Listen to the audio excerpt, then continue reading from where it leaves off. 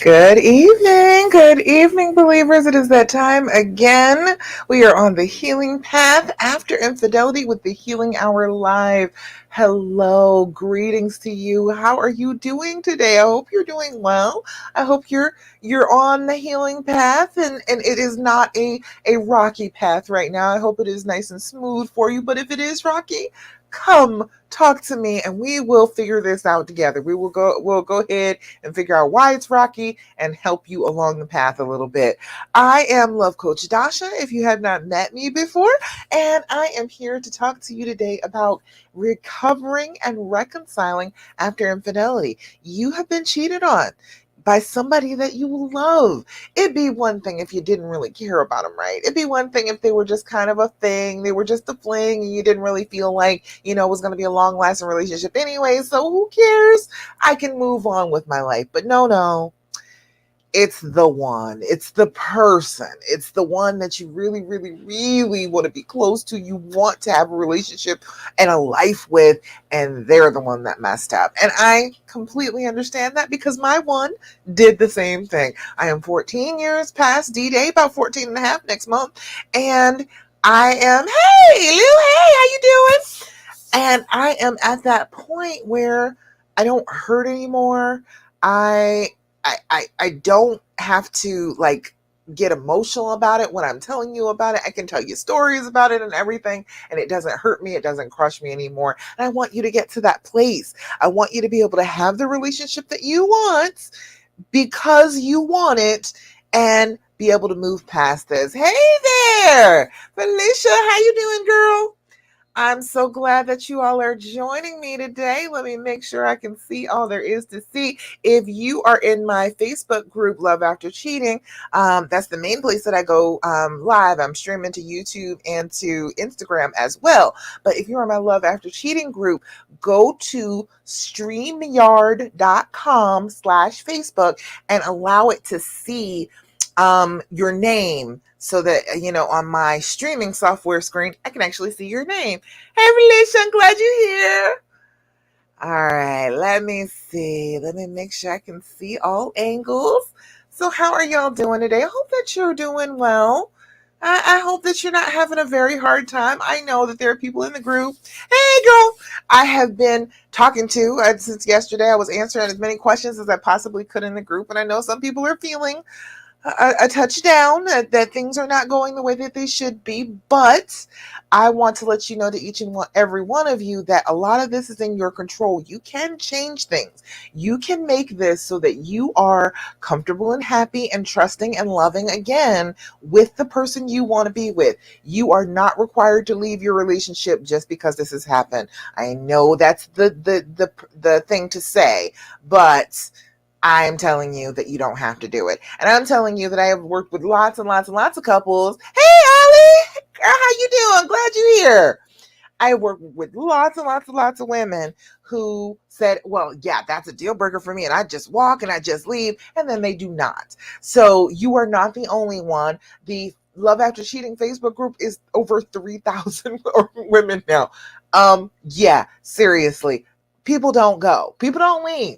Lots of people stay, but the thing is, they stay and they're miserable. And I want to teach you how to be staying and happy at the same time. I do not think that you are just supposed to be miserable about this forever and stuck in that place forever. It is no fun. I don't want that for you. I want you to have a good, happy life with the person you want to be with. And I'm here to teach you about that. So, I am glad you're with me today. Everybody that's with me, give me likes, give me love. If you're here now or you're on the replay, let me know that you're here, you're with me. Oh, Felicia, you always give me such excellent hearts over there. You do. I enjoy being here with you all so much. And I wanted to just let you know ahead of time, hey, I have been doing tons of free 45-minute coaching calls. I have been doing so many, and some people have missed their appointment. Things happen. I totally understand that because I will forget everything if it's not in my calendar, honey. That's why I have you all sign up for stuff on my calendar, because if I don't put it on my calendar immediately, I will forget it. So I completely understand that. So in honor of trying to get everybody in who is trying to get in to talk to me, and I love that you want to talk to me. Thank you.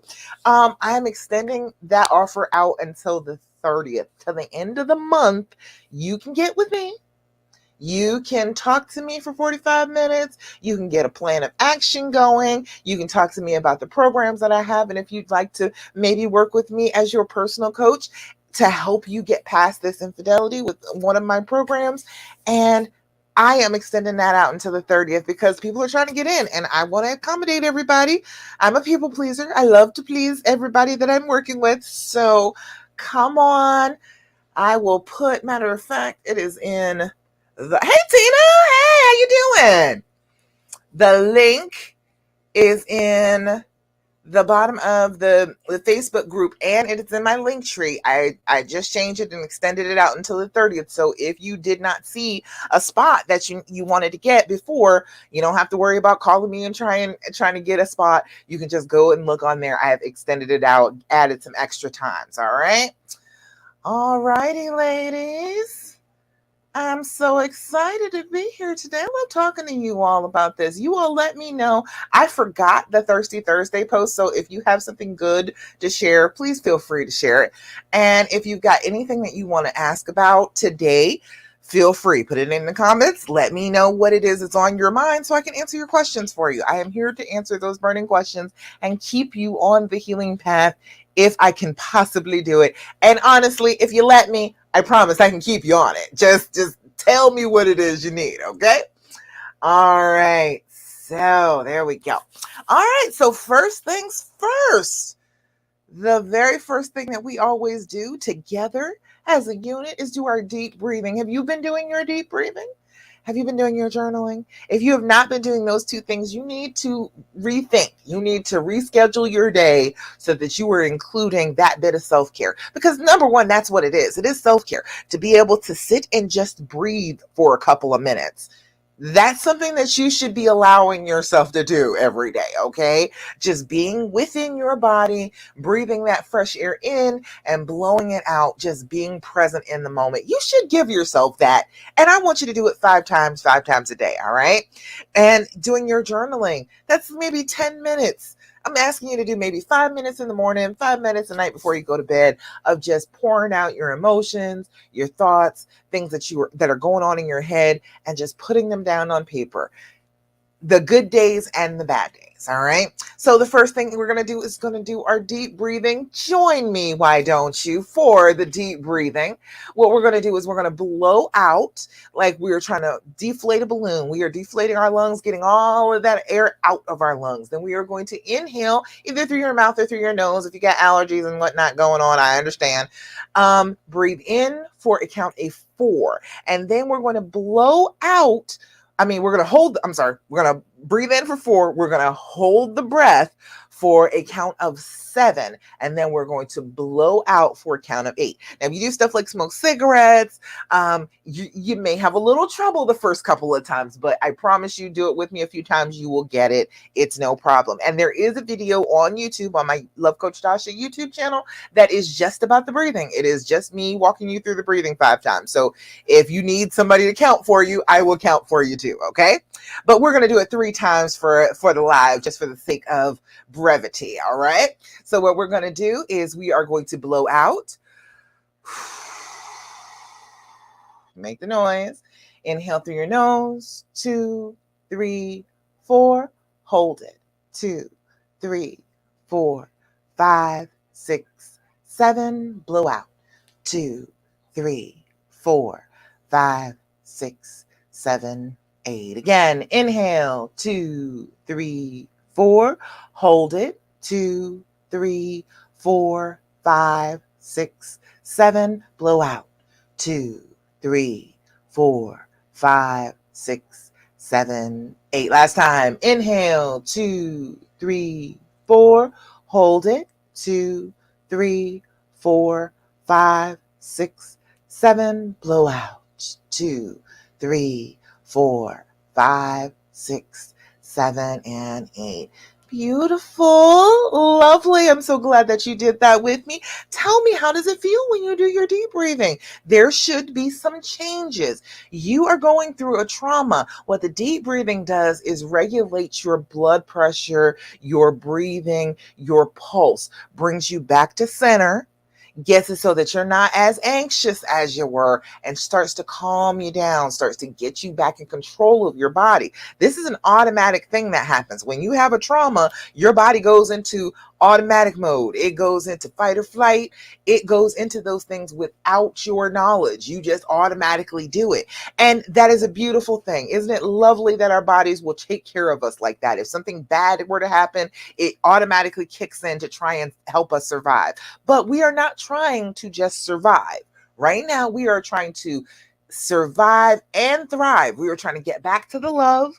We are trying to feel safe.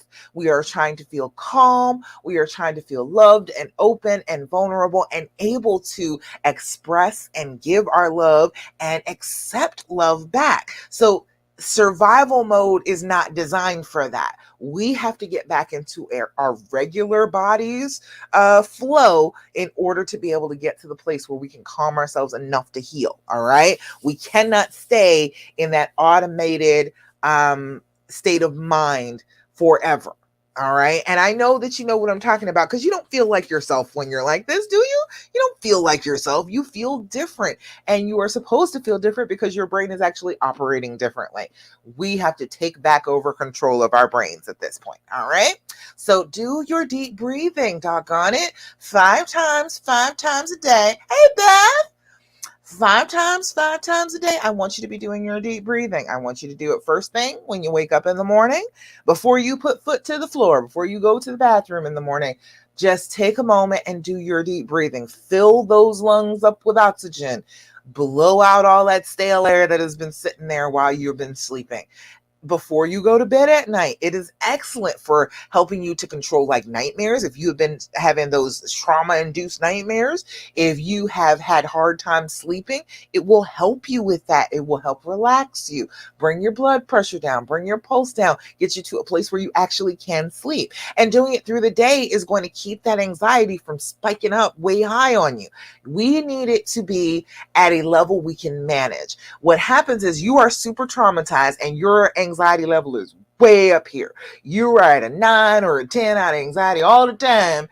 And it is very difficult for when you're triggered, when it spikes up after that, it's going way above you. It is beyond even your comprehension to bring down. So if we are consistently doing our deep breathing, bringing that level of anxiety down every day, all day long, that when we do have those spikes, those triggers, then it's not way above our heads anymore. It's still in a realm where we can handle it, where we can get a grip on it. So we've got to be doing that. You need to be doing your deep breathing, especially if you're first dealing with this. But honestly, if you've been dealing with this for a long time and you haven't been able to get a hold of it, you need to start with your deep breathing, okay?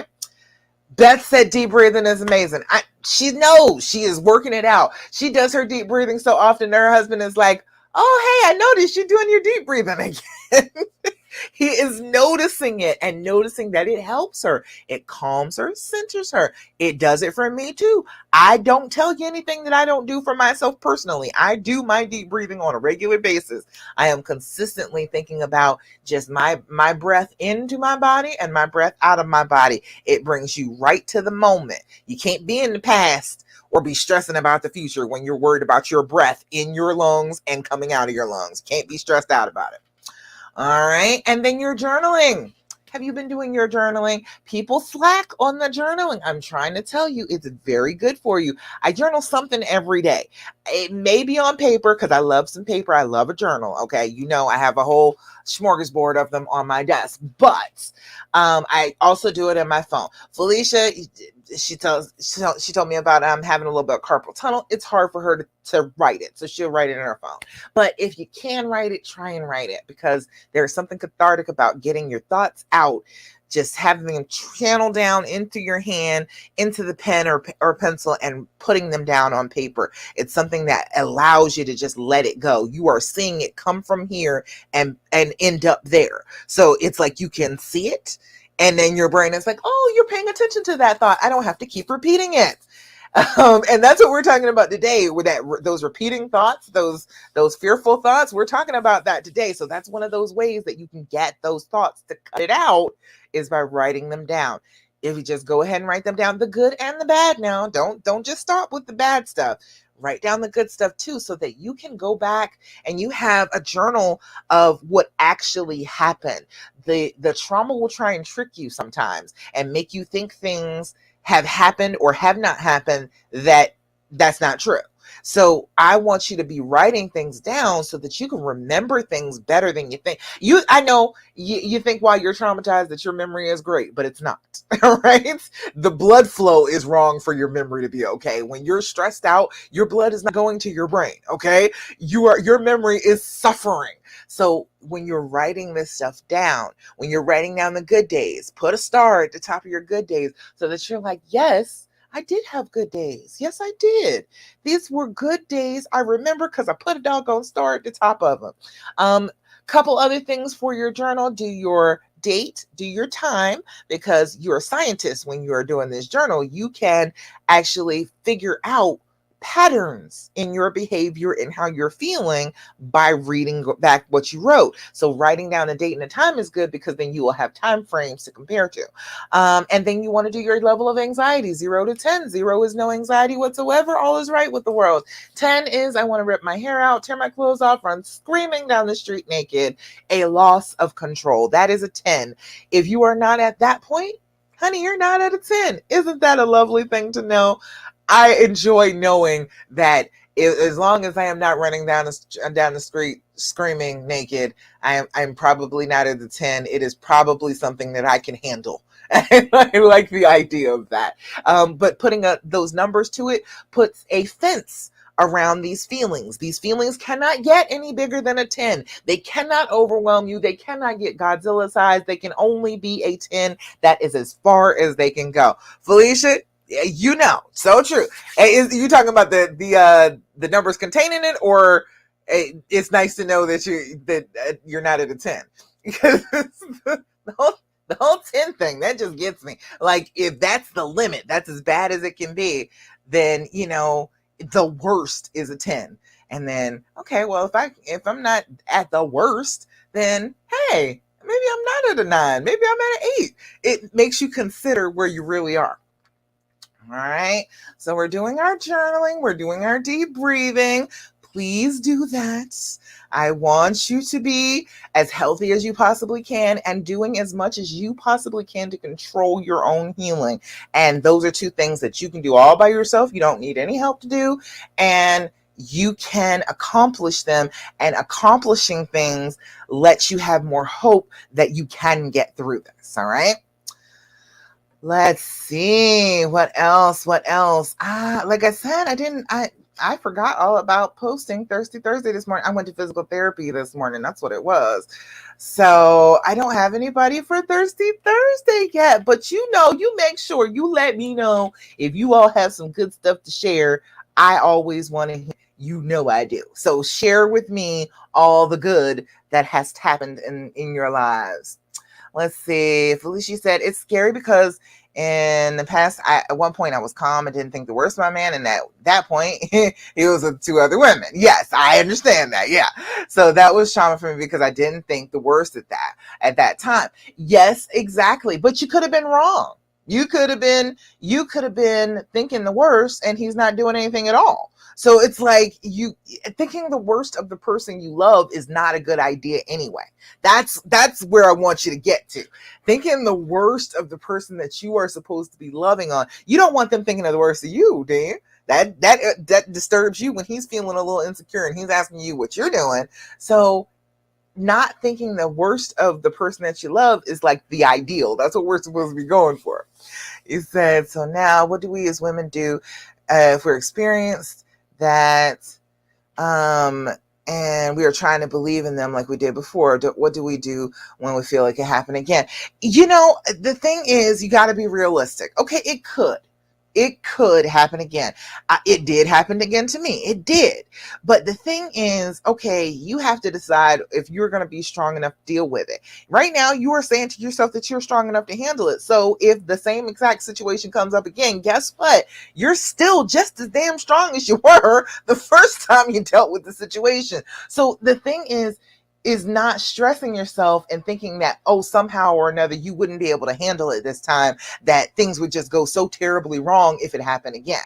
But believe in the best of the person that you love, again, is what the goal is. We're supposed to be thinking good stuff about the people we want to open ourselves up to. And it's very hard to open yourself up to somebody if you're constantly thinking, oh, he could be cheating on me. He could be doing the worst. He could be doing stuff to make me feel bad. He could be. Absolutely. That is absolutely a possibility. But I believe in your judgment. I think that's what it comes down to.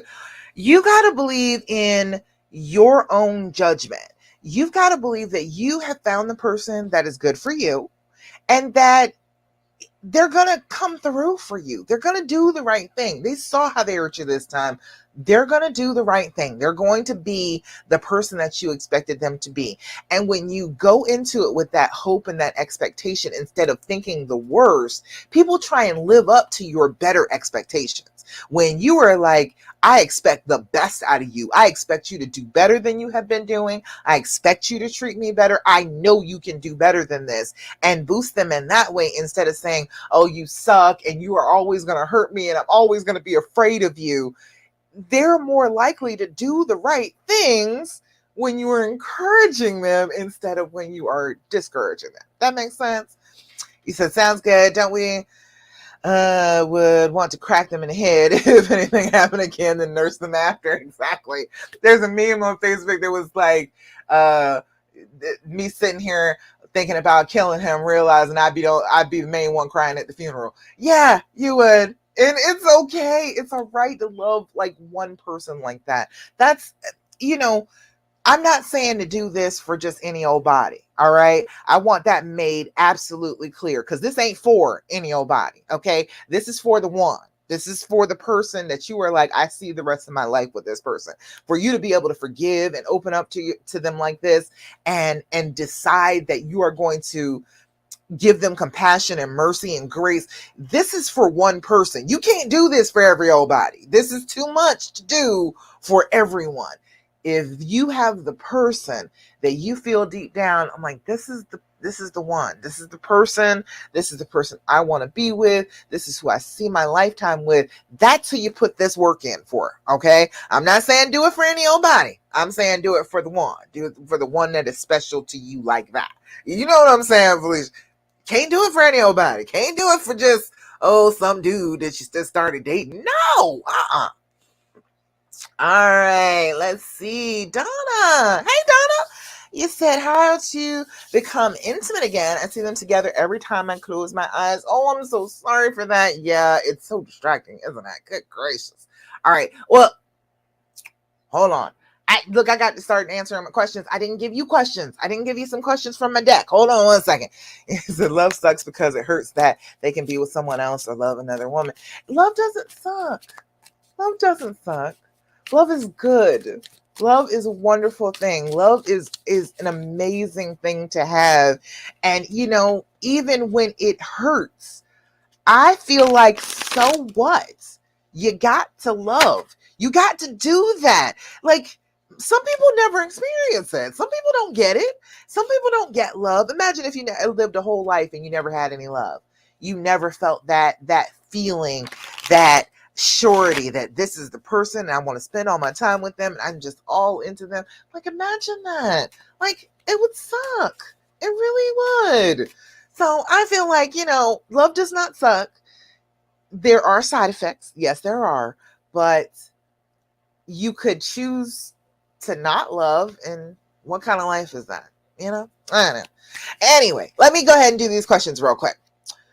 All right. So Donna, I see what you're saying. Yes, absolutely. I'm gonna address that in just a second. But this is another thing. This is the first things that I always go through. The and deck. This is from theskindeep.com. This is questions that you can ask that are healing type of questions for a couple. So I wanted to give you a few of those so that you have something to ask instead of asking about the affair. A lot of the time, that's what you want to do. You want to keep on asking about it because your brain is yelling at you to ask questions. Instead of asking those questions, which are just going to be ammunition later on for your brain to throw at you, I want you to try these questions instead. Ask questions that are about healing instead of about the hurt. All right. Got to be on the healing path. All right. So the one question is, what do I do that makes you feel I understand you? That's a good question, right? What do you do? What do I do that makes you think I understand you, or makes you feel I understand you? That's an excellent question, right? All right, let me get another one. What do you love to do with me that I may not be aware of? That's an excellent question as well. Look at that. I love these questions. These are good questions. These are good, wholesome questions to ask instead of asking about the pain. What do you love to do with me that I may not be aware of? What do you love to do with me that I may not be aware of? All right, and one more for the rude. What's an emotional itch you think I need to scratch and why? Ooh, that's intriguing. What's an emotional itch you think I need to scratch and why? All right, so that's some good questions. That's other things that you can be talking about besides the affair. We have to get to actually talking about normal things and talking about our relationship and not talking about what they did wrong, because people get defensive, and that is a natural response. I know people always say, well, if they were really remorseful, they wouldn't be defensive. No, people who are remorseful feel bad, and people who feel bad don't want to talk about it. So that does still equal out. So instead of talking about that all the time and making everybody feel awful, let's talk about some things that are constructive that will move us towards our goal of healing. Okay. All right. Let's see. I got questions out here. All right. Donna, glad that you asked me. Say how to become intimate again. I see them together every time I close my eyes. This is the second time he has gone back to this woman, so he is drawn to her in some way. See, that is an assumption, and I will bet that it's not correct. I know that it feels true. I know that it does. And a lot of the things that your brain are going to tell you when you're in the midst of this trauma feel very true, but they are not. That I don't think is true. You're saying that he's drawn to her in some way. I don't think it's about her at all. And this is years of doing this. This is years of seeing people actually like in the throes of affairs and, caught all up. And it's usually never about the other person. It's usually never about them. It is about who is cheating. It is about him. It is not about her. It is not, oh, she is just so wonderful and she is just some princess that I just must have. It is not that, okay? That is not it. They are not that romantic thinking, okay? The thing is, there is something that she does for him that soothes some kind of pain for him. There is something that she does that makes him feel better about himself. And so he is drawn to that. And that's what you got to figure out. What is going on there? Why is it that you went back? What was going on with that? Now, it could just be limerence too. You could be all in the feelings, in the feels. Men are very sensitive to that feeling of falling in love. You all know what that feeling is like, where you can't sleep, you can't eat, you are just obsessed and you can only think about them. Men are very sensitive to that feeling, but that is a hormonal feeling. The same way most men can't recognize that when they're having hormone shifts and they're being a little bitchy and they're having their PMS, same thing. They cannot differentiate between that and real love, which is like commitment and a decision to be with somebody instead of just your hormones flowing and feeling some kind of way. So they think that that's real. And so then they get into the limerence of they're chasing that dragon. They are chasing that feeling. That feeling does not last always. when you first fell in love, it lasted about 7 to 9 months. That's how long those hormones can linger around in your body. That's how long you can produce that extra dopamine and serotonin to make you feel like you are so obsessed with them. It is very close chemically to being high on cocaine when you first fall in love. And men think that that's like the only real feeling of love. And it is not. It is just the very, very beginning, the first infatuation, the first time your hormones are like, ooh, yeah, that one. So it does not last. You remember it, that it faded away, right? You felt like that at first, but it faded. It will fade with them too, with this other person. It's a little bit of the limerence and feeling those feelings and chasing that feeling that maybe this person can fix what's wrong with me. Maybe that person can finally help me fill whatever hole it is that's in me. Didn't have anything to do with them, had to do with him. But as far as like getting more intimate again, I talk about this all the time. Okay, first things first, I just mentioned how the hormones are a big key factor in that whole falling in love feeling. Okay, what we need to do is we need to work those hormones a little bit. So two ways that you can do that are very simple. 20-second hug. 20 seconds of hugging will start to produce oxytocin in your bloodstream. Oxytocin is that hug drug. It is that chemical that mothers produce looking at their babies. You will feel closer. You will feel more connected. You will feel more tender towards one another. Not only that, that feeling, that hormone counteracts stress hormones. And you all have stress hormones by the boatload right now, don't you? You have them, he has them, everybody's blood pressure is up, everybody's pulse is up. We are feeling much more anxiety. So our cortisol levels, that's what the chemical is, the cortisol levels are up. When you intentionally hug and relax your whole body next to them, just consciously focusing on letting go the parts of your body that are tense and tight next to them, just fully relaxing, melting onto them like chocolate, and just breathing in sync with them, or doing your deep breathing while you do that, you are telling your brain, not only is this person I feel safe with, this is a person that I like to be close to, I enjoy being with. They affect my body in a positive way, in a non-anxiety producing way. And that's how I want to feel about them. And so your body will be like, oh yeah, okay, yeah, this person, that's the one that produces that feeling. Let's give her that feeling. So you will be kickstarting that feeling in your blood. And then the second thing that you can do is kiss for 10 seconds or more. Just forget it. People, will give little pecks, and that's fine. I get it. If you got to do a quick peck, that it's better than no kiss at all. But I mean, take a few minutes out of your day and kiss each other for 10 full seconds. Give into just the feel of lips, the feel of tongue, the feel of their breath, the feel of their breathing in and out, their arms around you, listening to them, smelling their pheromones. Make sure you're inhaling through your nose when you're hugging and kissing, because you get those pheromones. Those pheromones affect your hormones, brings down that cortisol level, makes you think about them in a loving, intimate way, and then you're more comfortable with the intimacy. All right, that's always the way I say to start it, Donna. 20-second hugs, 10-second kisses. I promise you they are a valuable tool in your arsenal to get on the healing path. You need to be working those hormones the same way those hormones worked you when you first fell in love. All right? Does that make sense, Donna? You let me know. If you want me to delve deeper, I can. I think it was maybe 2 lives ago, I went all deep into getting a little sexy and doing all the things for yourself. I got to go back and look on that, but I won't go deep dive into it unless you ask me to, okay? All right, let's see. Felicia said, I used to feel that way, couch in the beginning, being intimate with your husband. Have you ever saw the other woman too? Oh, it happened all the time when I was first trying to heal. Yeah, I was always thinking about it then. But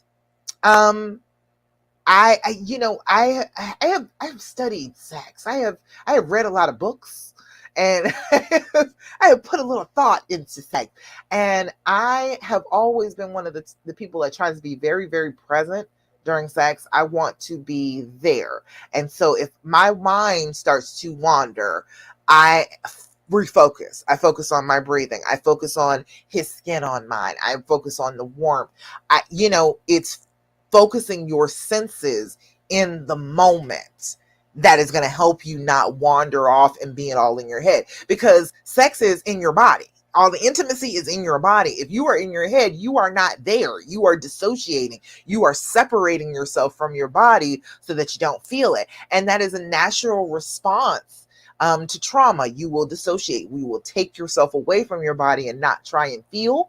But we do not want to live like that. Yes, that's fine that your body automatically does that, but you have to recognize it and then try and reverse it. Try and do the opposite of that, because you don't want to be just stuck in your head and never get to enjoy your body and never get to enjoy his body ever again. That would suck. That wouldn't be any fun. So, coming back to that, coming back into your head, focus on your breathing. That is one of the key things to do. That is one of the key things to having an orgasm, as a matter of fact, is to breathe. People don't pay any attention to that. People will hold their breath trying to orgasm. That does not work. That's why you end up like chasing it. You're trying to follow it, trying to get at it, because you're holding your breath. Try that next time. Try that next time that you're having sex. Just focus on your breathing. The closer you get to orgasm, you'll get there faster. You will be able to reach it instead of chasing behind it. But, again, the deep breathing always works. The deep breathing is a beautiful thing. All right. Donnie said that helps. Good. Yeah, that's so raw. It's a week since you found out the second time that he had gone back. God, I know that sucks. I know it does, Madonna, but it's going to be all right. It's going to be all right. You are still here. You are still standing. You are asking questions about being intimate again, about getting this stuff out of your head. That is exactly what you need to be doing. You are pursuing your healing. You are trying to get to the healing path, and I am all for that. Girl, get on a call with me. If you have, I haven't talked to you, have I? Get on a call with me. Why is y'all not talking to me? I don't know. The people that come to the lives, y'all not coming in and doing a live call with me. Come, hit the button. Do a live with me. Just pick a time. Pick a date and time. There are no times and dates that you can work with all the way up until the 30th, just let me know and I will figure something out with you. But there should be a time that you should be able to do it. So get on there. Get with me. Talk to me, Donna. Beth, you said, what are some signs that happen that show the relationship is getting better? Most of the signs are going to come from you. Most of the signs are going to come from your nervous system regulating. That's what it's going to come down to. Your nervous system is going to be better. You are not going to be so anxious all the time. And you're not going to recognize it right off the bat. That's why I tell people to journal, because what will happen is things will start to go well, and then you will forget that they were going well because a bump hits, a trigger hits. So that's why I say you got to write this stuff down and be writing down the good days and writing down the bad days so that you have an accurate record. So you can go back and you can be like, hey, you know what? It hasn't been bad. It's been this like a good full 2 weeks of good days that we've had together. And I didn't even pay any mind when the trigger happened after those 2 weeks, because Lord knows a trigger will always happen after you've had a good time, just so you know. But, that 2 weeks, that trigger happened, and it feels like I am back at square one. I am back at the start. We are right back to where we started from. We are not. We just had 2 good weeks. We had a long period of time where it was even, and then there was a spike. We need to get back to the evening out. That's what we need to do. It will feel like it is just consistently awful, just up and down and over and over. It is not. Once you start to calm yourself, you won't notice that you've calmed yourself.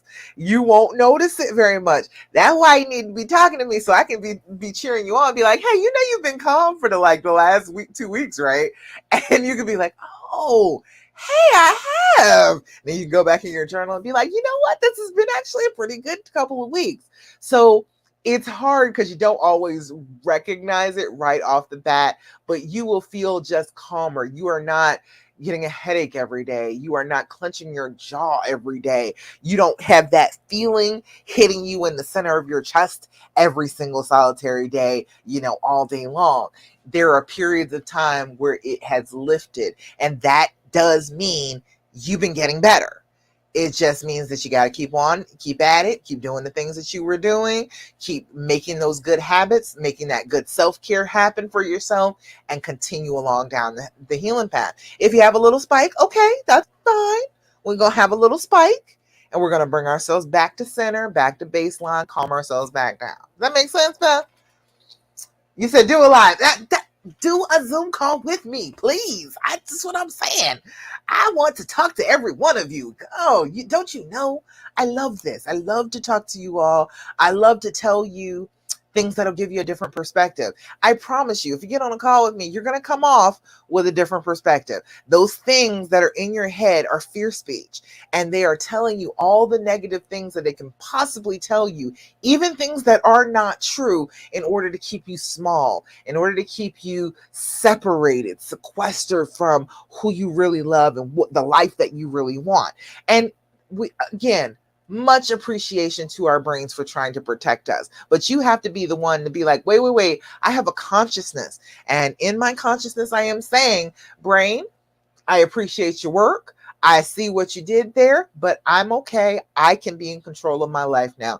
I am going to make the decisions for myself. And what I am deciding is I want love, and I want closeness, and I want vulnerability, and I want openness. And that is what I'm going to do, in spite of the fact that you want to try and keep me safe. All right.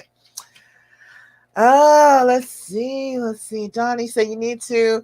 I'm glad I found this group. I'm sick of crying. Oh, I'm glad that you're not. I hope that you're not crying as much since you saw us. I hope that you're not.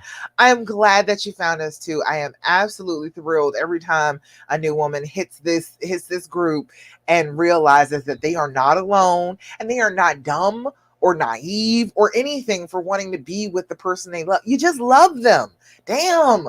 Can we give ourselves a break? Women get it so hard. I swear. We get just beat up about everything. We get beat up about loving somebody, and then we get beat up about leaving somebody. I tell you, just go ahead and do what you feel. Love the person that you love in spite of their flaws, because that's what real love is anyway. You want somebody to love you despite your flaws. Okay, well, that you gotta be willing to offer that too. That makes sense. So yes, definitely I put it in the comments, Donna. Go ahead. Schedule. Go ahead and get on my schedule before we get done here. Go ahead and pick yourself a time. We gonna talk, girl. We gonna talk. Beth, you said, right, I haven't had any panic breathing lately. Excellent. That's some Thirsty Thursday news. I know that's right, Beth. For real, when you are centering yourself and calming yourself, you are having good times.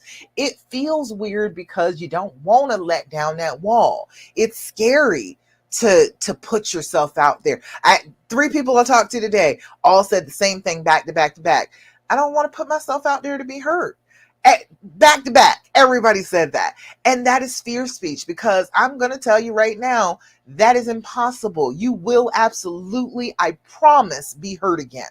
I am not going to sit here and say, oh no, if you do what I'm telling you, you'll never be hurt. He will never do such a thing again. Nothing bad will ever happen in your relationship. I am not that type of fairy godmother. I cannot promise you that, so I will not. I will promise you that things will go wrong, but I will also promise you that you are a strong woman, okay? You can handle it. You can choose your path in spite of any pain and trauma you are going through, and I expect that of you. I expect you to do it. I expect you to come through every challenge. Just because you got hurt don't mean that any less is expected of you. You are going to come through it anyway. Hurt or not, you're going to be able to come through it, all right? Let's see. Donnie said, exactly. I haven't been able to talk to anyone. Yeah. My friends would tell me to leave them. They saw me the last time I went through this. And it's hard with the friends because again, it's the fear speech. That's the second stage. I forgot. That's the second stage of the dreams formula. We talked about the D last week. We talked about making the decision. You got to decide this is what you want to do.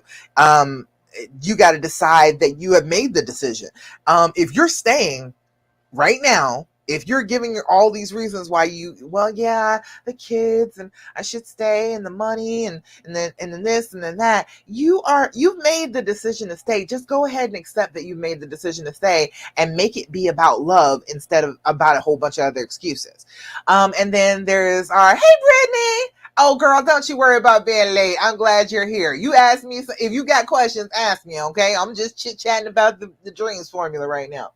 Um, the second stage after the decision making process is fear speech. Recognizing and overcoming the fear speech. You got to recognize it first, because that's what it is in your brain that tells you all the awful things. And you could be hurt. You could be hurt. You could be hurt. If you put yourself out there, you could be hurt. That is just fear talking. That is the trauma and the fear and the anxiety and the anger and all of that combining into fear speech that tells you back off. Do not do this thing that will make you grow and become better than you ever were. Because loving, forgiving, offering grace, compassion, mercy, being open, being vulnerable, loving, those are all good things. Those are all good things that will help you grow as a person. Okay. Even if this relationship, even if God forbid it does not work out, you are still doing the things that a person who is growing and changing and learning is doing. So that's not a bad thing regardless. Even if you do get hurt again, it's still not a bad thing to love and put yourself on the line and really try for the life that you want to live. That is going to help you grow regardless of what happens with this relationship. So it's always worthwhile to do. You know what I mean? So, the fear speech will tell you, oh, everything is always bad and you just never had anything good happen and this relationship has just been awful from the beginning and he just treated you so bad. The fear speech will say all of that stuff, whether it is true or not. It will say bad stuff about you. It will say, oh, you must be ugly. He must never have loved you. You're fat. You aren't a good enough mom. You aren't a good enough wife. That's why he did this. All of that turning it around on you when you didn't have anything to do with the bad things happening to you. You didn't do this. He did this. But your brain, your trauma will tell you that it's all you. That's the fear speech. And it will come from your friends, Donna. Exactly. Your friends, the people that love you and care about you, think that they're saying, oh, I want you to be protected. I don't want you to be hurt. Again, fear speech, because we shouldn't be living a life just trying to avoid fear. Like, think about it for a minute. What type of life is that? Just everything you're doing, even fun stuff, even good things that you want to do, going on a roller coaster, whitewater rafting, being able to bungee jump, all of those things. Yeah, you could be hurt, but if they're adventures and they're things that you want to do, are you going to just not do them out of fear that you could be hurt? No, that's not the type of life you want to live. I don't want you to live that type of life, because that is a very small, very limited life, and you do not deserve that. You deserve a good, happy, open life where you take risks, where you put yourself out there, where you do stuff that's scary, and then you get to the other side of the scary and be like, damn, look at what type of woman I am. I did the scary and I came through the scary on the other side, and I feel great about myself. So the fear speech is always there, but I want you to be practicing hearing it and understanding what it's saying and then doing it anyway. Whatever it's telling you, don't do that, don't do that. Do it with gusto. Do it with feeling. Do it like your growth and your development and everything you want is on the other side of that fear. Just bust right through it, because honestly, like, what else are you gonna do? Just live small forever? Just live in a hole? Just be hunched in on yourself forever and never really have love and adventure and all the things that you should have? Absolutely not. I don't want that for you. You may want that for your life. If you want that for your life, Godspeed. You feel free to go ahead and do that. But if you're like me, that sounds like a really boring life that I don't want to live. So I don't want you to have to go through that either. All right. That makes sense? I hope so. All right. Let's see, Brittany. Oh, Allie said, sorry, not trying to defy perfectly good gravity. I know, right? You know, I, okay, like I had a big fear about being on roller coasters for a long time. And then I got brave and I started going on roller coasters. And then, I was like, I did every roller coaster in our local parks. And I was like, okay, I did that. I grew, I changed, I was brave, and now I don't have to do it anymore. So, you know, I want you to have the experience of doing the scary things. Love is scary. Love is scary. If you are doing it right, if you are putting yourself out there, love is scary. So I want you to do the scary things. I want you to feel the feeling of, I did it. I did this scary thing and I came through on the other side of it, and I am changed now. Because when you do that, you change yourself. When you come through the other side of that scary thing and you recognize the fact that you still stood and you still are here, you will recognize how strong you are and you'll want to do more scary things. All right. Lou, you said, how do I get rid of something that he said when I came back home? Back when D-Day happens. You know what? This is a process, okay? We're not going on old promises. We're going to go on what is happening today, all right? We are going to stick with things today. If it was something he said back then and he hasn't done it, okay, we're going to move on from that because he been back, all right? This is D-Day happened, yeah. We need to move forward with where we're at right now. He said she's ready to jump in this relationship, can't get it out of my head. He said she's ready to jump in it. This relationship and on their relationship or in your relationship. Can't get that out of your head. Girl, stop thinking about what she's saying. Girl, please. Oh my goodness. Okay, let's just make this a rule right now. All right. The rule is you are the damn queen, okay? Queens do not concern themselves with peasant girls, okay? She's a peasant girl, all right? Cut it out. Stop listening to stuff she says. We are not listening to the peasant girls. They are going to try their very best to be the queen, and they are not. So they're going to say things that are not true. They're going to say things that annoy you. They're going to say things that try and move you out of your spot. Don't be listening to them, all right? He said, like, be with her. He said, he said she's ready to jump in the relationship and for him to be with her. Well, she said that, right? You're saying that she said that? Screw what she wants. I don't care if she want to be in a relationship with him. Girl, what are you paying her attention for? No, she can't do it. I'm sorry. You just can't have him. He's mine. That's all it is. That is all the thought you need to give to that. It doesn't matter what she said. That does not matter at all. You got him. All right. You are the queen. Nobody can move you out of your place. You have to move out of your place. All right. So just don't move. That's all you got to do. Just be confident in yourself, confident in your place, and you don't have to move any damn where. She can be just excited about them being together all she wants and as delusional as she want to be, bless her heart. But no. He said that and can't get over. He told me that. Well, girl, did you ask? Were you asking questions about her and he told you this? Or was he just bragging that, oh, she said that she wants to be with me no matter what? Was he trying to say that? Because, it could be both ways. It could be you asked about it and then he ended up telling you details that you did not want to hear, which is why it's not a good idea to ask a whole bunch of questions. Please don't. If you can help yourself, if you have yet to ask a whole bunch of questions, try very hard not to, because you don't need that extra information. That information is just going to blow your brain up and make you sick and sad. There is no need for that. If he was saying that just to brag, then that is saying that he feels like that makes up part of his worth. Does that make sense to you? He is saying that, oh, she said that she's still ready to be with me and she would want to be with me. He's trying to prove to you that I'm a good person. I'm a good guy. She said that she wants to be with me, so you should want to be with me too.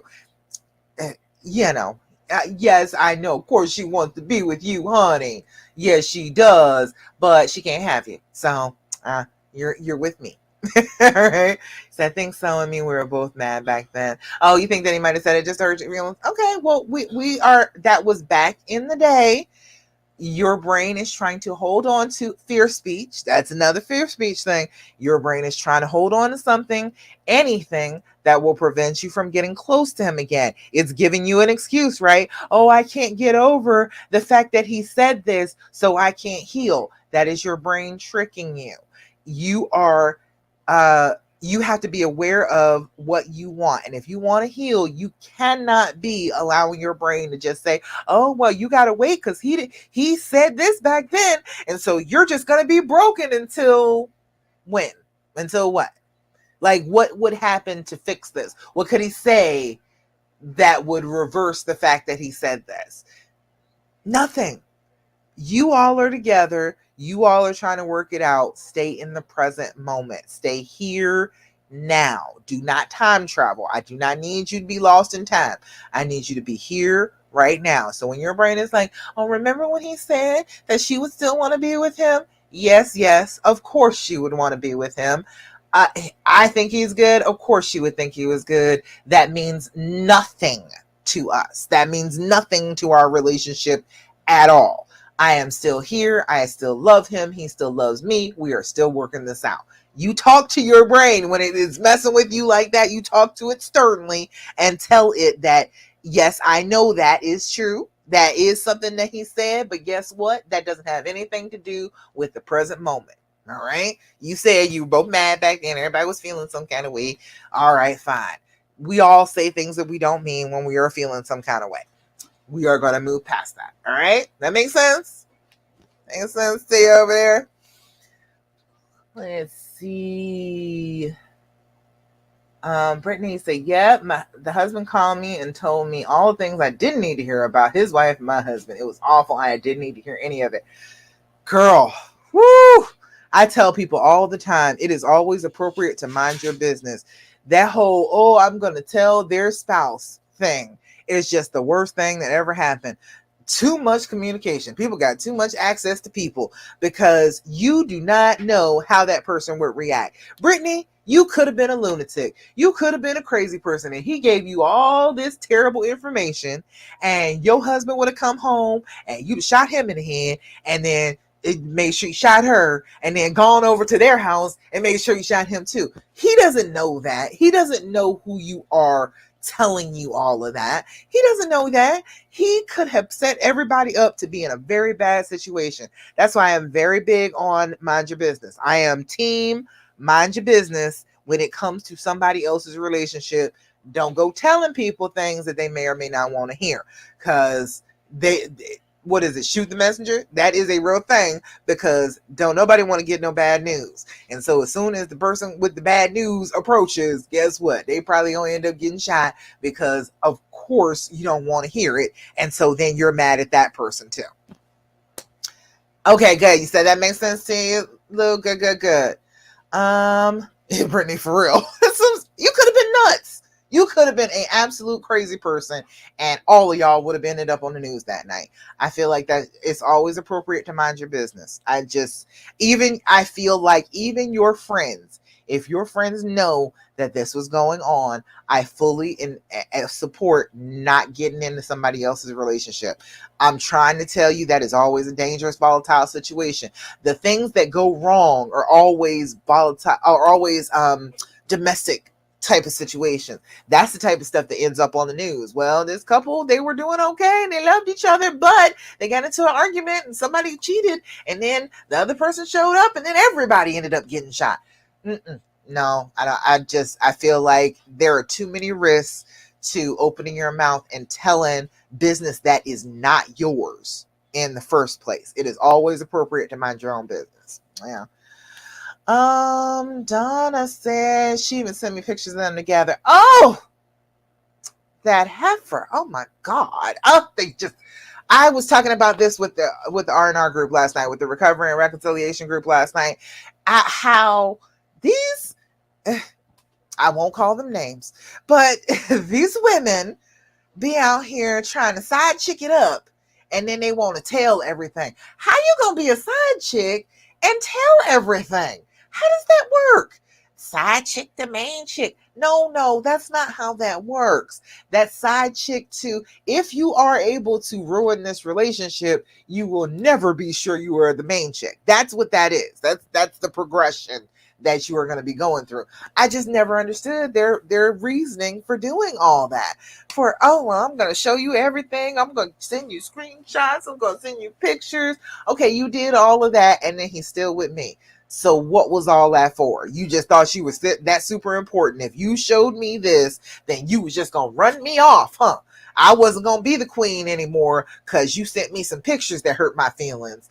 And I'm supposed to just let you have them now. Go ahead. Feel free to take my place as queen. Oh, girl, please. Screw you. I can't with that whole, if you're going to be a side chick, if you go into it knowing that you're a side chick, play your role. Shut up.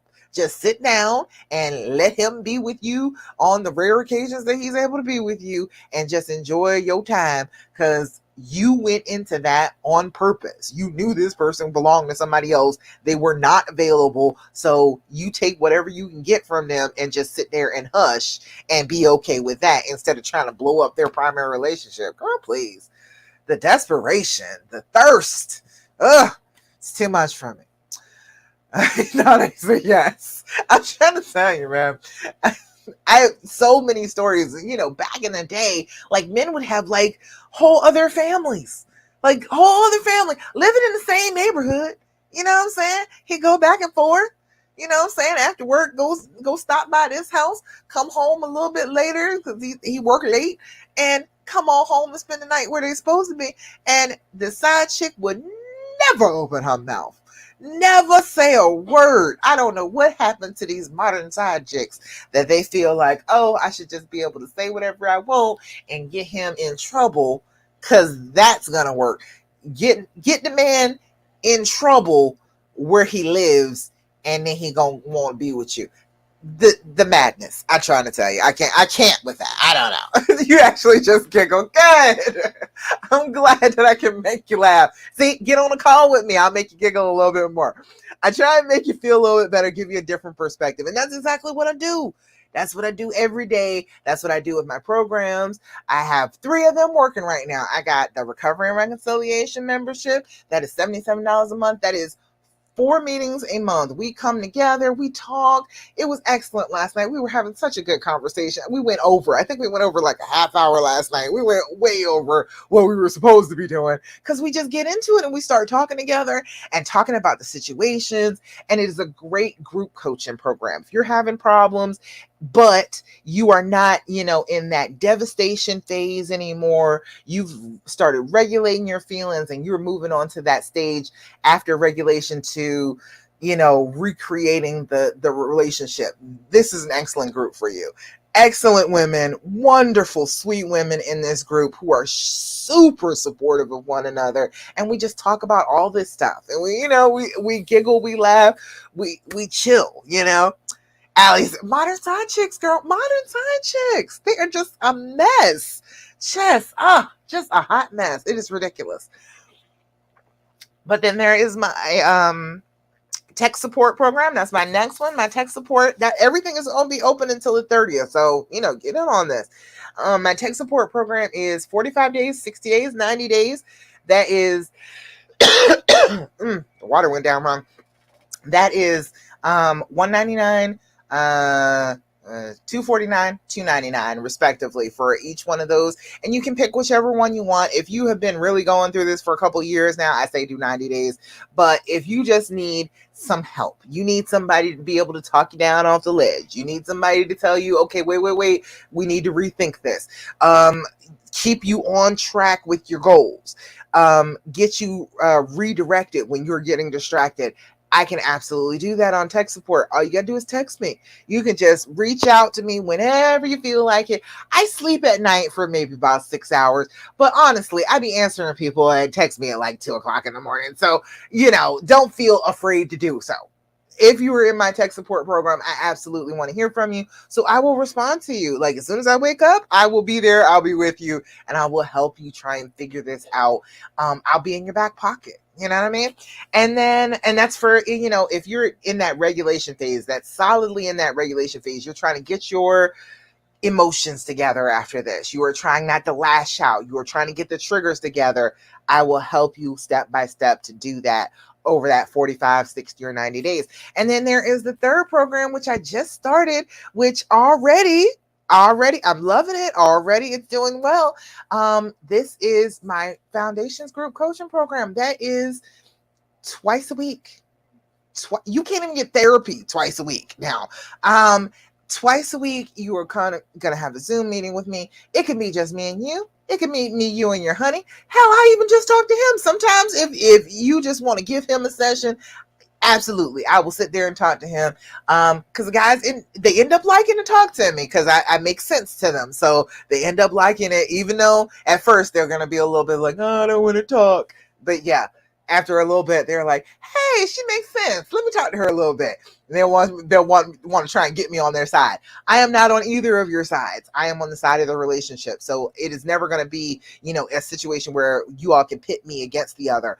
I am always focused on what will be good for the relationship. So then I am always bringing you back towards the middle with the foundations program. That's 1-to-1 twice a week for 60 days. So this is 8 full weeks of coaching twice a week. So that is 16 sessions and it is only $597.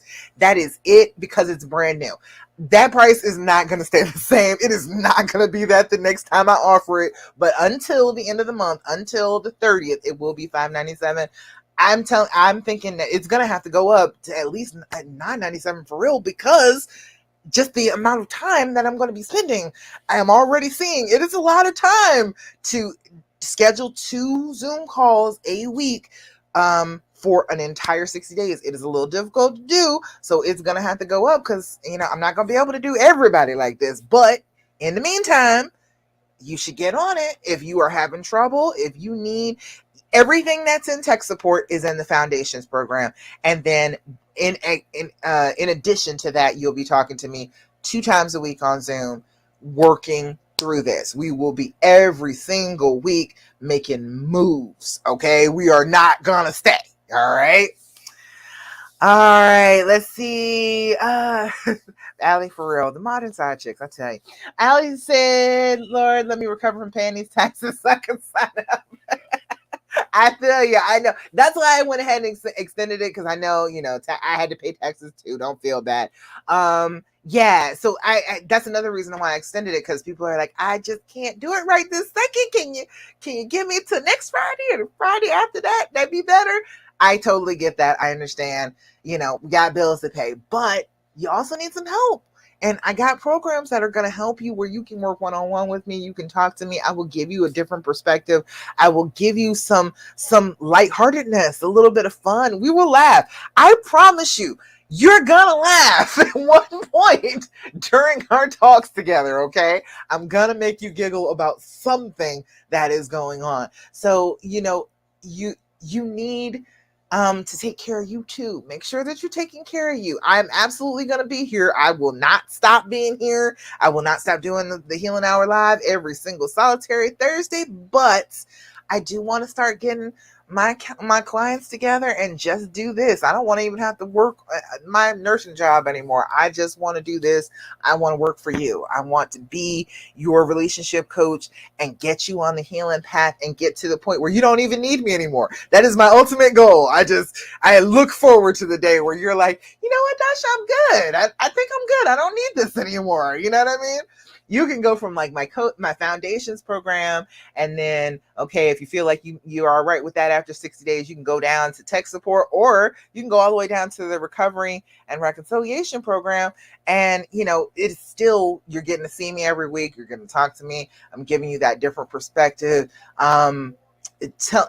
Reminding you of the fear speech, reminding you that the fear is not necessarily true. That's a big part of what I do. I'm like, wait. Why do you believe that again? All right. Well, I don't think that that's true. And then like having you really examine that and come into the reality of the situation instead of what the fear and the pain tells you the reality is, because those are two completely different things. All right. Donna, she said she just signed up to take your FMP boards. High five! Go ahead. That's a Thirsty Thursday right there. You just signed up to take your boards. Go ahead, girl. I'm proud of you. Good job. Excellent work. You're out here doing your thing. See, that's what I'm saying. You're out here doing your thing. You're out here moving forward in your life, progressing, growing. I am super proud of every single one of you doing that. And I want to be here for you to help. But even if, okay, yeah, you just ain't got it right now, you can't sign up for one of my programs, still sign up for one of the free calls. I'm giving you free calls. I can't make it no better than that.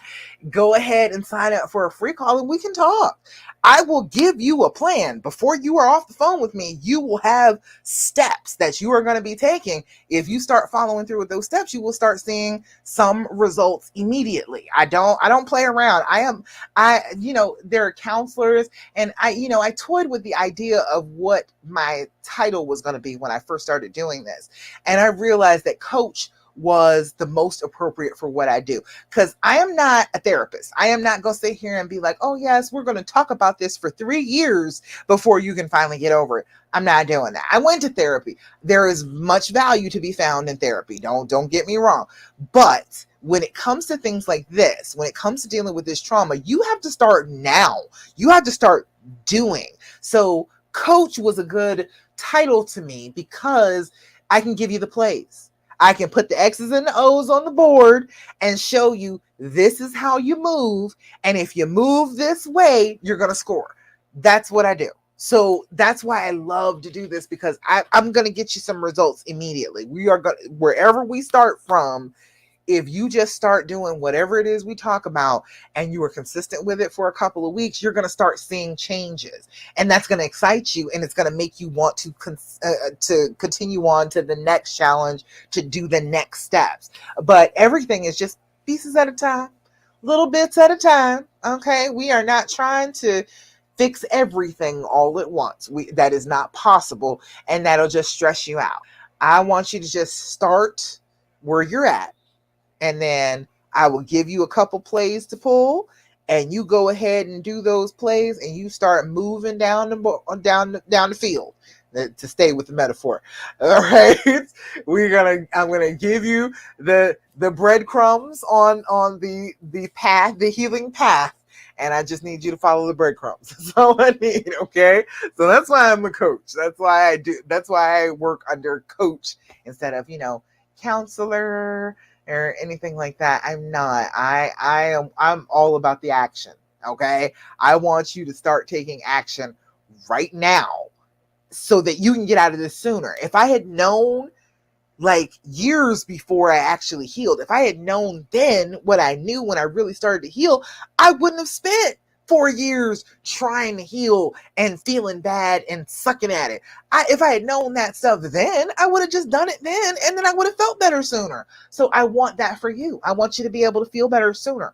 Okay. So the first thing I can do to help you with that is I got free calls all the way up until the 30th now. So I'm not playing around. Get yourself over there to the link in my on Instagram. It's in my link tree. It's the very first one on the link tree, and in the Love After Cheating group, it is right under this video in the group. So come sign up.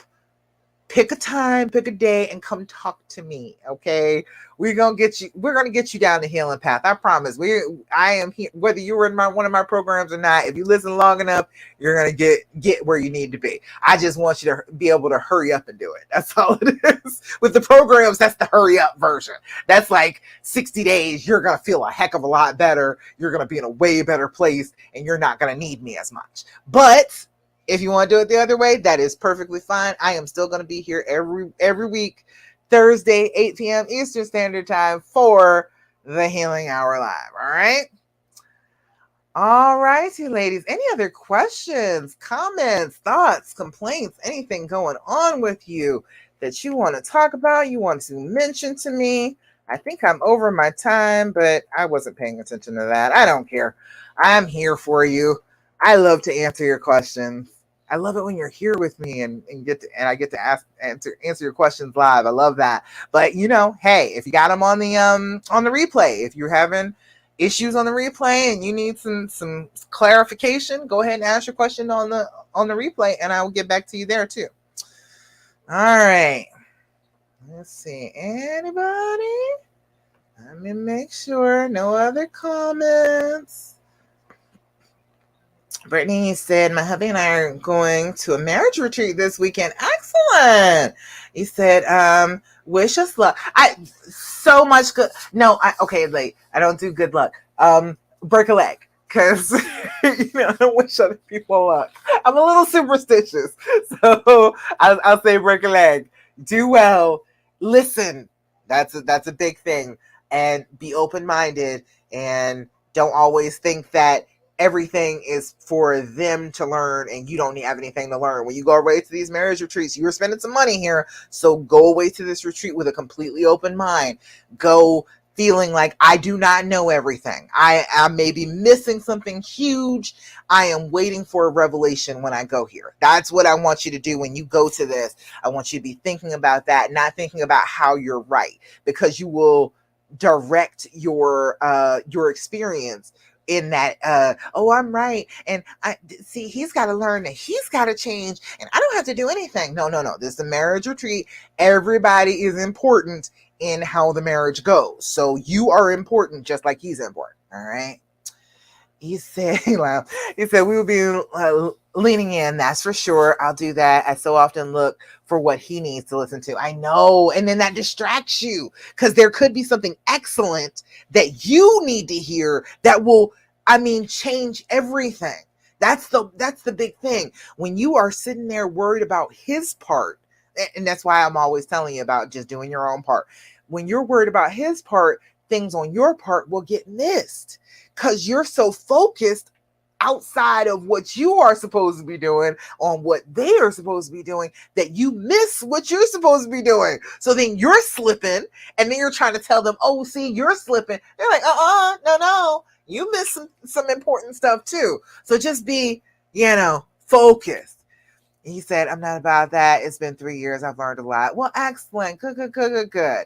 I'm glad. That's an excellent way to go about it. Just go in expecting to learn, expecting to have your mind changed, expecting to have some new revelation that you did not have before, because that's what they need to deliver to you. Honestly, if we're going to go on a whole retreat, I need somebody to go ahead and give me something, some bang for my buck. That's what I need. I need some changes to happen from this. But absolutely, Brittany, please, will you tell me about that? Because that's, I'm coming up with the programs online, but now, COVID's starting to go away. I'm like, hey, I could start doing some retreats. I could start doing that. We could have a little fun, have some couples come, or just the ladies only retreat and talk about things and, work on getting on the healing path on our own. I have ideas, so let me know what it's like, because I've never actually been to one of these marriage retreats. But hey, again, it doesn't stop me. Just because I've never seen it before, it doesn't mean that I won't go ahead and go forward and do it. All right, because do the scary thing. That's what I always tell you. Do the scary stuff. All right. Anything else? You good? He said, we'll do. We come back Sunday. Okay, good. Excellent. And yeah, I do. I want to. I think that'd be good. My husband says I'm good in public. He says that I'm good, like, talking to people live. I feel like I'm pretty good doing this. He was like, yeah, you affect people when you're in the same room with them. So you should do like a live. And I was like, oh, that's so sweet that you said that. But okay, I'll be thinking about doing that. But now COVID's apparently we can fly without masks and everything now. So, I feel like, hey, if we're coming back to normal, we're gonna start having some stuff. I keep going bigger and bigger. I tell you, I want this to be my whole career. I'm done with being a nurse now. I want to help you with your relationship now. All right. All righty. Woo, that was a lot of talking. And again, we went over, but that's all right. I don't mind going over to talk to you on the healing path. on the Healing Hour Live, because I want you to get everything that you can possibly get out of these sessions and be able to have access to a resource that can help you get some inspiration, get some hope, get you traveling down that path, because you deserve it. You want love in your life. And just for that, you deserve to get some help. So I am here for you every week, Thursdays, 8 p.m. Eastern Standard Time, for the Healing Hour Live. Now, let me just go ahead and pick let's see, an affirmation for today. What's a good affirmation for today? Oh, I have so many of them. How about this one? This one's from tech support. I am good and getting better. That's a simple one, isn't it? That is one of those things that, sometimes you keep on feeling like everything is bad.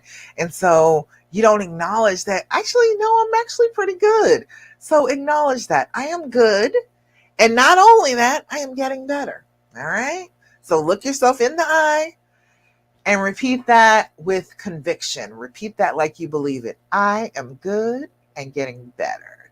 I am good and getting better. All right. Say it to yourself like you believe it. Say it to yourself like you are saying it to your best friend in the entire world, and you want her to know that she is good and getting better. You can talk to yourself just like your own best friend, because you should be. All right. All right, so y'all. I think that's it. I don't see any other questions, comments, thoughts. So I will go ahead and end it there. Almost an hour and a half in. I am so glad to be with you for the Healing Hour Live. Thank you so much, everybody, for joining me here and on the replay. I love being able to talk to you, and I want to talk to you some more. So make sure that you sign up for a free After Infidelity Discovery call with me, 45 minutes. I'll get you a plan. We will figure some stuff out in just an hour, okay? All righty. That's about it, y'all. Thank you so much for joining me, and I will see you again next week, 8 p.m. Eastern Standard Time, for the Healing Hour Live. Bye.